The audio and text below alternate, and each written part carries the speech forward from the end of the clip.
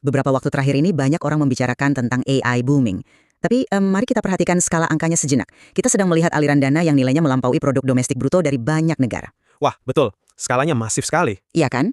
Dana raksasa ini dipompa masuk secara masif ke dalam pusat-pusat data, perangkat keras komputasi di seluruh dunia. Pikirkan saja sebuah proyek pembangunan yang modalnya itu bisa mendanai belasan kali lipat proyek paling ambisius dalam sejarah manusia. Dan, justru itulah yang membuat situasi ini sangat menegangkan.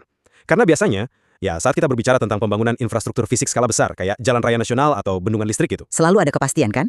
ada kepastian yang terukur. Anda menanamkan modal, Anda melihat kerangka betonnya terbangun secara nyata, lalu Anda menuai hasil ekonomi yang jelas, terprediksi. Benar sekali. Namun dalam lanskap finansial dan teknologi dari kecerdasan buatan saat ini, cetak biru yang transparan itu seolah menguap begitu saja. Hilang arah. Iya, proyeksi keuntungannya masih terasa seperti teka-teki raksasa di masa depan. Kita sedang menatap sebuah perairan finansial yang sejujurnya sangat keruh. Dan itulah inti diskusi kita hari ini. Sebuah pertanyaan krusial ya. Betul, berdasarkan analisis dari berbagai artikel bisnis dan teknologi hingga April 2026, muncul satu pertanyaan mendasar. Apakah investasi masif bernilai triliunan dolar di sektor AI saat ini merupakan fondasi dari revolusi teknologi yang nyata? Atau Atau ini sekedar gelembung spekulatif yang siap meletuskan? dan menghancurkan pasar. Ya, sebuah pertanyaan bernilai triliunan dolar. Harfiah bernilai triliunan dolar. Harus saya tegaskan di awal bahwa analisis kita dalam pertukaran gagasan ini murni didasarkan pada data finansial, laporan industri, dan tentunya pandangan para tokoh yang tercatat dalam berbagai artikel baru-baru ini. Oke. Posisi saya di sini sangat jelas ya. Lonjakan AI yang kita lihat adalah pergeseran paradigma teknologi yang nyata.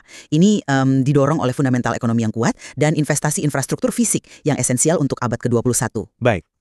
Dan saya mengambil posisi yang berlawanan, terlepas dari betapa canggihnya teknologi model bahasa atau kecerdasan buatan ini secara teknis, fenomena finansial yang menopangnya saat ini memiliki semua ciri klasik dari sebuah gelembung spekulatif yang berbahaya. Gelembung lagi ya? Ya karena kita melihat lampu teringatan berkedip merah di mana-mana, valuasi yang sama sekali nggak masuk akal, instrumen utang yang disembunyikan, dan yang paling krusial, adopsi pengguna akhir yang sebenarnya stagnan. Oke, mari kita bedah argumen gelembung ini terlebih dahulu. Argumen paling umum yang sering dilemparkan oleh kubu yang pesimis adalah bahwa kita ini sedang mengulang sejarah kelam gelembung.com di awal tahun 2000-an. Memang ada kemiripan kan? Secara pribadi, saya merasa perbandingan itu sangat lemah. Loh, mengapa demikian? Pola euforianya terlihat sangat mirip di mata saya. Karena aktornya sama sekali berbeda. Gini, pada era.com, pasar dipenuhi oleh perusahaan-perusahaan rintisan yang rapuh. Mereka hanya bermodalkan presentasi ide dan URL situs web. Tidak ada fundamentalnya waktu itu. Betul, mereka nggak punya produk nyata, apalagi pendapatan. Tapi hari ini, pergerakan AI didorong oleh raksasa teknologi. Kelompok yang sering disebut The Magnificent Seven. Perusahaan-perusahaan ini memiliki pendapatan nyata, cadangan kas ratusan miliar dolar, dan tingkat profitabilitas tertinggi dalam sejarah kapitalisme. Tetap saja ekspektasinya kelewat batas. Tunggu dulu, Ben Horowitz, seorang pemodal Ventura terkemuka, punya kutipan menarik soal ini. Ia mengatakan bahwa indikator paling jelas bahwa kita tidak berada dalam gelembung adalah fakta bahwa semua orang terus-menerus mendiskusikan kemungkinan adanya gelembung. Gelembung sejati itu terjadi saat semua orang sudah kehilangan akal sehat dan percaya harga akan naik selamanya. Saya tangkap maksud Anda soal perbedaan aktornya. Memang, Apple, Microsoft, atau Google itu bukan perusahaan rintisan tanpa arah. Saya setuju di situ. Tapi, skala investasi jutaan dolar yang dituangkan ke dalam beton dan kabel server tidak secara otomatis meniadakan keberadaan gelembung. Maksudnya, valuasinya yang bermasalah. Iya, gelembung tidak selalu berarti perusahaannya palsu. Gelembung berarti ekspektasi valuasinya terputus dari realitas. Saya ingin merujuk pada analisis Jill Luria di berbagai artikel baru-baru ini. Dia menyebut langkah perusahaan raksasa AI saat ini sebagai kasus pura-pura sampai Anda berhasil, atau fake it until you make it yang paling dramatis dalam sejarah ekonomi kita. Bentar, fake it until you make it. Bagaimana bisa perusahaan yang memproduksi model AI tercanggih di dunia disebut berpura-pura? Bukan teknologinya yang berpura-pura, tapi rasionalisasi finansialnya. Mari kita lihat angka valuasinya. OpenAI sekarang bervaluasi sekitar 730 miliar dolar setelah putaran pendanaan baru-baru ini yang senilai 110 miliar. Angka yang luar biasa memang. Sangat luar biasa. Namun secara realitas pembukuan, perusahaan ini diperkirakan tidak akan mencetak keuntungan finansial yang sebenarnya hingga tahun 2030. Tapi itu wajar untuk... Tunggu dulu. Mereka sendiri memproyeksikan akan membakar uang sebesar 115 miliar dolar dalam 4 tahun ke depan hanya untuk bertahan hidup dan melatih model baru. Dan di tingkat makro, ini menciptakan resiko sistemik. Saat ini, hanya sekitar 10 saham yang menyumbang lebih dari sepertiga total nilai indeks S&P 500. Jika narasi ekspektasi laba AI yang belum terbukti ini meleset sedikit saja, pasar saham secara keseluruhan bisa runtuh. Oke, saya mengerti kekhawatiran Anda soal valuasi 730 miliar dan ketiadaan profitabilitas jangka pendek itu. Bagi banyak orang itu terdengar seperti bendera merah yang besar ya. Tapi saya melihatnya dari sudut pandang yang berbeda. Silakan. Ketiadaan laba saat ini bukan karena kegagalan model bisnis, melainkan refleksi murni dari intensitas modal yang dibutuhkan untuk menciptakan terobosan mendasar. Mereka ini sedang membangun pabrik kecerdasan, dan itu mahal. Membangun fondasi masa depan itu nggak murah. Ya, tapi masalahnya bukan sekedar itu mahal. Masalahnya adalah dari mana modal itu berasal dan bagaimana ia berputar di dalam sistem. Ini membawa kita pada kritik tajam tentang apa yang disebut pembiayaan sirkuler atau circular financing di jantung ledakan AI ini. Pembiayaan sirkuler? Maksud Anda kemitraan strategis antara perusahaan-perusahaan teknologi? Oh, Saya tidak akan menyebutnya sekedar kemitraan strategis. Coba kita lihat polanya lebih dekat.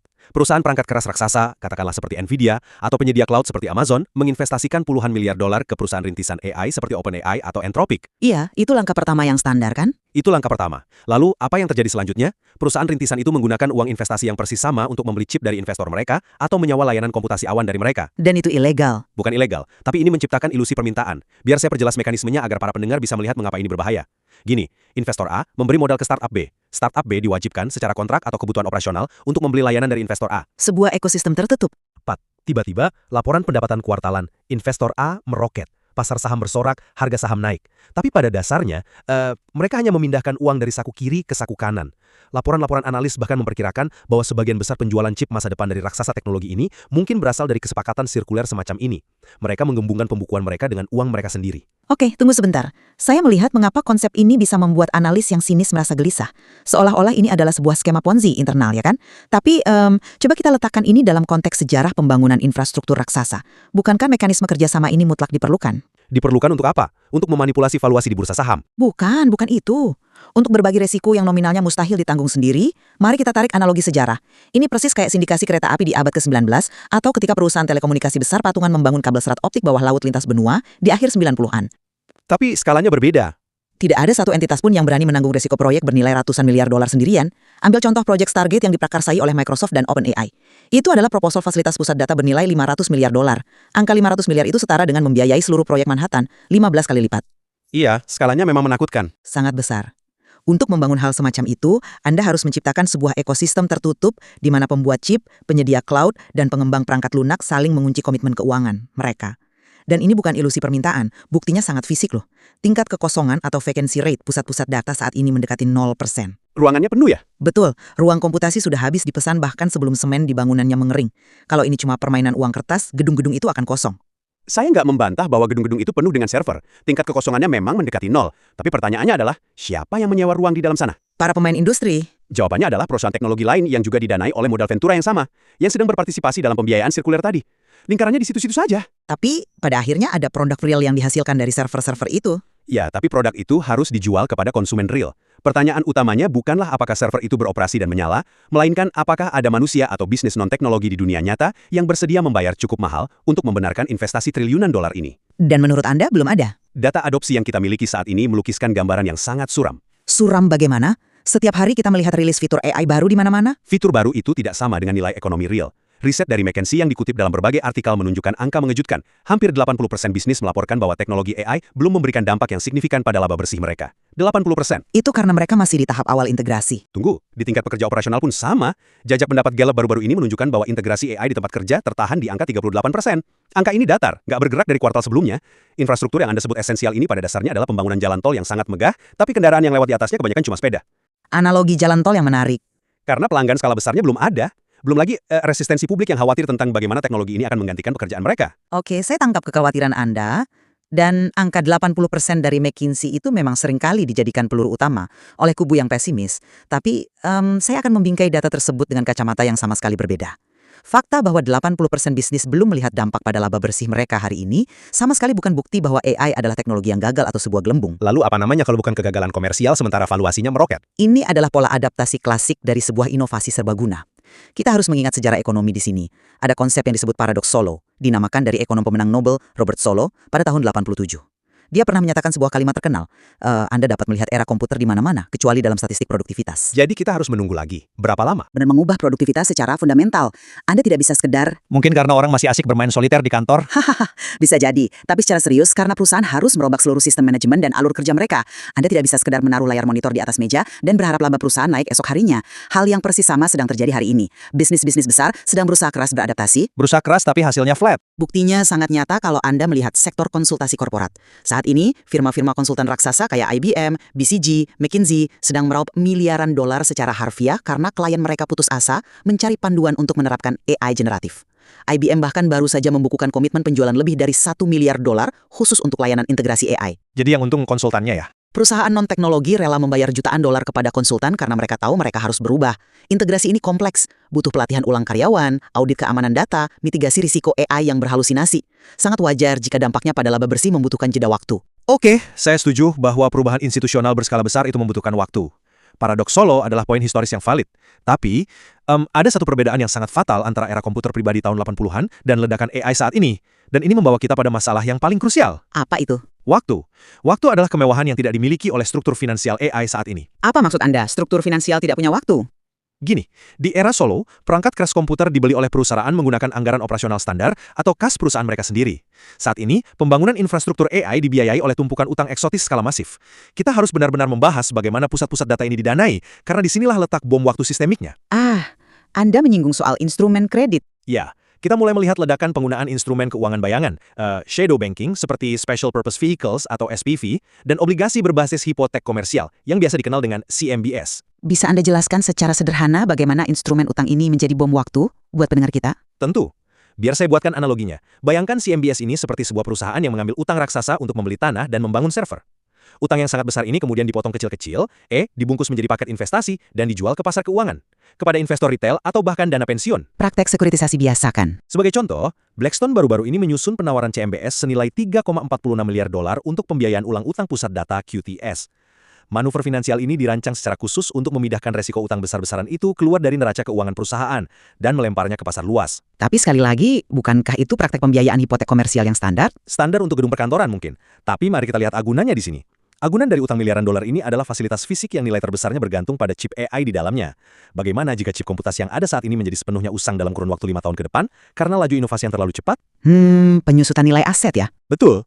Jika server-server itu tidak lagi relevan, nilai fasilitasnya anjlok. Peminjam akan gagal bayar. Dan siapa yang menanggung kerugian? Pemegang obligasi, institusi finansial, dan dana pensiun masyarakat. Ini adalah gema yang mengerikan dari krisis subprime mortgage perumahan tahun 2008. Kita pada dasarnya mengambil risiko teknologi tinggi yang sangat fluktuatif dan menyelundupkannya ke dalam pasar kredit tradisional. Biar saya potong di situ. Saya paham banget mengapa ada insting untuk langsung membandingkan ini dengan krisis perumahan 2008. Tapi mekanismenya di lapangan sangat berbeda. Apanya yang berbeda? Risikonya disebar ke publik. Pada tahun 2008, utang didistribusikan kepada jutaan konsumen retail yang secara fundamental nggak punya pendapatan untuk membayar cicilan rumah mereka. Dan itu dibungkus dalam derivatif yang menipu. Tapi hari ini, siapa yang berada di ujung lain dari utang infrastruktur komputasi ini? Jawabannya adalah entitas korporat paling menguntungkan dalam sejarah peradaban. Tapi seperti yang saya bilang, mereka memindahkan risiko itu keluar lewat CMBS. Ya, instrumen eksotis seperti CMBS memang mulai masuk untuk pemain infrastruktur yang lebih kecil. Namun, penyewa utama dari pusat data ini yang menandatangani kontrak sewa jangka panjang adalah perusahaan seperti Google, Microsoft, Meta, dan Amazon. Mereka menghabiskan sekitar $112 miliar untuk pengeluaran modal hanya dalam kurun waktu 90 hari. Angka ini lebih besar dari anggaran belanja banyak negara berkembang dihabiskan hanya dalam 1 kuartal. Iya, tapi Dan mereka mendanai sebagian besar dari itu melalui arus kas bebas mereka sendiri yang masif. Laba kuartalan Nvidia saja baru-baru ini menyentuh hampir $32 miliar murni dari arus kas. Jadi, risiko kegagalan bayar secara sistemik jauh lebih terkendali dibandingkan krisis properti. laba kuartalan yang didapat dari pembiayaan sirkuler tadi kan? Terlepas dari sumbernya, uang itu nyata di pembukuan dan membiayai pembangunan fisik yang sesungguhnya. Lebih dari itu, saya ingin mengangkat satu hal yang sering diabaikan oleh para pengkritik. Pengeluaran modal AI yang masif ini secara harfiah bertindak sebagai penyelamat makroekonomi kita saat ini. Penyelamat dari sudut pandang mana? Kita melihat penciptaan lapangan kerja secara masif di sektor konstruksi, pembuatan sistem pendingin cair, instalasi kelistrikan tegangan tinggi, hingga produksi energi bersih. Saat sektor ekonomi makro lainnya sedang tertatih-tatih akibat inflasi dan ketidakpastian tarif global, ledakan investasi AI inilah yang secara efektif menjaga roda ekonomi tetap berputar. Kita tidak bisa mengabaikan bahwa ini menopang ekonomi real kita hari ini. Bahwa AI saat ini menopang sebagian besar pertumbuhan ekonomi justru adalah inti dari peringatan saya. Ketergantungan ekonomi makro pada satu sektor teknologi tunggal yang sedang melakukan ekspansi modal berlebihan, itu adalah definisi textbook dari kerapuhan struktural. Anda menyebutnya kerapuhan, saya melihatnya sebagai mesin baru. Ini seperti menggerakkan seluruh mesin mobil yang mati hanya dengan menggunakan dinamo starter. Terlihat mobilnya bisa jalan, ada pergerakan, tapi baterainya akan segera habis dan mesin utamanya sebenarnya mati. Haha, analogi yang tajam, tapi saya rasa pesimismenya sedikit berlebihan. Oh, nggak berlebihan. Coba perhatikan analisis dari ekonom Natasha Sarin. Ia mencatat dengan sangat tepat bahwa ada 2 ekonomi saat ini. Ekonomi AI yang sedang euforia, dan ekonomi masyarakat luas yang sedang tertekan. Lapangan kerja untuk kaum muda menurun di banyak sektor, sementara beban inflasi dari tarif masih membayangi. Makroekonomi memang sedang penuh tantangan. Dan jika pasar saham tiba-tiba menyadari bahwa, seperti yang Anda akui lewat paradoks Solo tadi, keuntungan finansial dari AI ternyata butuh waktu 15 tahun dan bukan 5 tahun untuk terwujud, maka valuasi The Magnificent Seven akan terkoreksi tajam. Dan ingat, konsentrasi pasar tadi kan, 10 saham menguasai sepertiga indeks pasar. Kejatuhan mereka akan menguapkan triliunan dolar kekayaan dari portofolio pensiun publik. Efek kejutnya memang besar kalau terkoreksi. Seluruh efek kekayaan semu yang menopang konsumsi hari ini akan lenyap. Dan mengenai arus kas raksasa tadi, iya, Microsoft mungkin aman. Tapi perusahaan infrastruktur rintisan seperti CoreWeave meminjam uang dengan bunga mencapai 9%. Mereka menggantungkan nasib pada masa depan yang, secara statistik, 80% pelanggannya belum tahu cara mencetak laba dari teknologi ini. Sebuah rantai finansial itu hanya sekuat mata rantai terlemahnya. Oke, saya harus mengakui, argumen mengenai konsentrasi resiko indeks pasar itu adalah poin yang tidak bisa dipandang sebelah mata. Jika sentimen berbalik, kerusakannya pasti akan terasa luas. Namun, menurut saya, Andi meremehkan ketahanan dari utilitas fundamental yang sedang kita bangun ini. Jika kita kembali melihat sejarah, bahkan ketika ekspektasi pasar terlalu berlebihan dan terkoreksi tajam, nilai inheren dari infrastruktur fisik dasar itu nggak hilang. Tidak hilang ya, hanya berpindah tangan ke pihak lain setelah kebangkrutan massal. Tepat, tapi infrastrukturnya ada. Selama era .com yang Anda singgung di awal, perusahaan telekomunikasi menggelar jutaan kilometer kabel serat optik bawah tanah dan bawah laut dengan beban utang yang mengerikan. Ketika gelembung pasar saham .com pecah, ya banyak investor hancur dan perusahaan bangkrut. Betul, pasar runtuh. Tetapi tebak apa? Kabel-kabel serat optik itu tetap tertanam di dalam tanah kan? Infrastruktur fisik itulah yang di dekade berikutnya menjadi fondasi yang memungkinkan lahirnya Web 2.0, revolusi streaming video, dan layanan cloud global. Pusat data raksasa dan jaringan energi yang sedang kita bangun hari ini tidak akan menguap ke udara walau valuasi saham terkoreksi. Kita ini sedang menciptakan fondasi perangkat keras untuk abad ke-21. Kita harus membedakan antara volatilitas pasar yang emosional dengan revolusi teknologi yang sedang terjadi di lantai pabrik otomotif, di lab medis, dan di dalam jaringan logistik. AI bukanlah sekedar tren, ini adalah cara baru umat manusia dalam memproses informasi. Iya, saya sepakat sepenuhnya bahwa beton, kabel, dan infrastruktur komputasinya tidak akan menguap begitu saja menjadi udara. Kabel serat optik pasca.com memang tetap berada di dalam tanah dan jelas sangat bermanfaat bagi peradaban. Tetapi para investor, dana pensiun, dan bank yang membiayai pemasangannya di tahap awal kehilangan hampir segalanya. Itu adalah poin historis yang paling krusial di sini. Tapi teknologinya bertahan. Revolusi teknologi dan kehancuran finansial bukanlah dua hal yang saling eksklusif. Sejarah justru membuktikan keduanya hampir selalu terjadi secara bersamaan. Ya, AI akan secara fundamental mengubah cara kita beroperasi, tetapi pertanyaan kita hari ini adalah pertanyaan finansial, bukan sekedar fungsionalitas. Apakah struktur modal saat ini berkelanjutan? Dan menurut Anda, jawabannya tidak. Tentu tidak. Ketika utilitas dasar menghabiskan terlalu banyak sumber daya, ketika kebutuhan listriknya mulai memicu kenaikan tarif bagi konsumen biasa, dan ketika perusahaan memanipulasi kesepakatan sirkuler untuk menggembungkan pembukuan mereka sendiri, kita sedang menyaksikan patologi murni dari sebuah gelembung. Para investor saat ini harus benar-benar jujur pada diri mereka sendiri. Apakah mereka sedang mendanai percepatan evolusi manusia, atau sekedar mensubsidi eksperimen komputasi termahal dalam sejarah yang tidak akan mampu menutupi utangnya sendiri? Sepertinya kita telah mencapai titik inti dari polarisasi ini. Sebagai ringkasan dari posisi saya tetap memegang pandangan bahwa lonjakan investasi AI saat ini adalah pembangunan fondasi yang terukur, nyata, dan secara ekonomi mutlak diperlukan. Ya, valuasi di pasar saham mungkin terlihat sangat ekstrim bagi pengamat luar, dan ekspektasinya dipasang setinggi langit. Sangat tinggi. Namun, dengan melihat komitmen modal dari korporasi paling menguntungkan di dunia, dipadukan dengan pembangunan infrastruktur fisik skala masif yang memiliki tingkat kekosongan 0%, ini membuktikan kita berada di tengah transisi komputasi yang esensial. Ini bukan sekedar histeria kolektif tanpa produk real. Ini adalah realokasi modal global menuju teknologi yang perlahan mulai terintegrasi ke nadi setiap industri utama. Dan seperti halnya paradoks Solo, kita hanya membutuhkan waktu agar data produktivitas makro tersebut mengejar kenyataan di lapangan. Dan untuk merangkum pandangan saya, terlepas dari bangunan pusat data yang megah dan kecerdasan model bahasa yang memang terus berevolusi, kita sama sekali tidak boleh menutup mata terhadap struktur finansial rapuh yang menopang semua ini. Skema pendanaan yang melibatkan kesepakatan pembiayaan sirkuler, penggunaan instrumen utang tersembunyi seperti CMBS yang berisiko jika perangkat keras usang, serta ketergantungan pada ekspektasi laba yang masih bertahun-tahun di masa depan. Semua ini adalah buku panduan klasik dari sebuah gelembung spekulatif. Gelembung yang menunggu waktu. Iya. Kekaguman kita terhadap sebuah lompatan teknologi canggih tidak seharusnya membutakan akal sehat dan rasionalitas kita terhadap hukum dasar gravitasi finansial. Saat janji tidak lagi sejalan dengan profitabilitas real pelanggan akhir, keruntuhan pasar itu hanyalah masalah waktu. Selalu menarik melihat bagaimana kita bisa menatap fenomena bisnis yang sama persis, namun membedahnya dengan lensa yang saling bertolak belakang. Namun, saya melihat ada konvergensi penting di akhir diskusi kita ini. Kita berdua pada akhirnya sepakat bahwa kecerdasan buatan memiliki kapasitas tak terbantahkan untuk mengubah secara fundamental cara dunia beroperasi. Dan kita sepakat bahwa infrastruktur komputasi berskala sejarah ini memang benar-benar sedang dibangun. Betul sekali. Saya tidak pernah memperdebatkan fungsionalitas teknologi ini atau eksistensi fisik dari server-server tersebut. Ketidaksepakatan kita yang paling tajam bermuara murni pada masalah keberlanjutan ekonomi. Apakah struktur utang, valuasi, dan permintaan saat ini bisa bertahan menyerap biaya modal yang sangat masif? Atau apakah para investor akan menghadapi kehancuran finansial terlebih dahulu sebelum janji manis produktivitas AI itu benar-benar terwujud? Tepat, dan ini menjadi pengingat yang sangat berharga bagi kita semua tentang pentingnya menelaah antusiasme teknologi yang membara melalui lensa kehati-hatian finansial yang lebih dingin. Bagi Anda para pendengar, dari berbagai artikel, data, dan opini yang kita bedah hari ini, ketahuilah bahwa masih tersimpan sangat banyak lapisan nuansa ekonomi serta geopolitik yang sangat patut untuk Anda eksplorasi lebih jauh. Pasti, isunya sangat luas. Mulai dari perebutan rantai pasok chip hingga monopoli sumber daya energi global. Pada akhirnya, saat kita terus menatap perairan finansial yang keruh dari revolusi AI ini, pertanyaan fundamentalnya tetap menggantung. Apakah kita sedang melihat proses pengisian air di sebuah bendungan raksasa yang akan memberi tenaga bagi peradaban masa depan? Ataukah kita sedang menatap sebuah fata morgana di gurun pasir yang akan mengering saat keran modal berhenti mengalir? Kami membiarkan Anda merenung dan menarik kesimpulan Anda sendiri. Terima kasih telah mendengarkan The Debate.